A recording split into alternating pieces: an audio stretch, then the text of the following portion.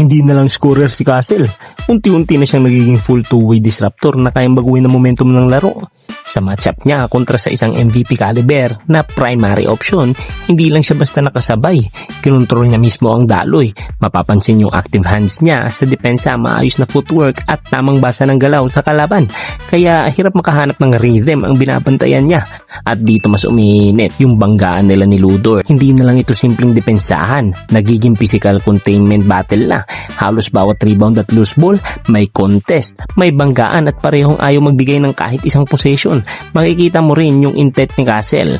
Hindi lang para manalo sa isang play, kundi para mag-set ng tono sa buong team ng defense.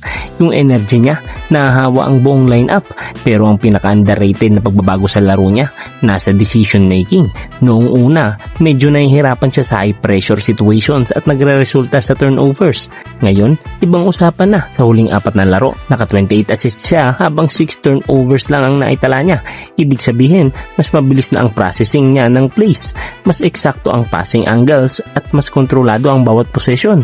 Kapag ang isang batang player kayang pagsabay ng lockdown defense at ganitong klaseng playmaking efficiency, hindi na ito usapang potential. Ito ay real-time impact na.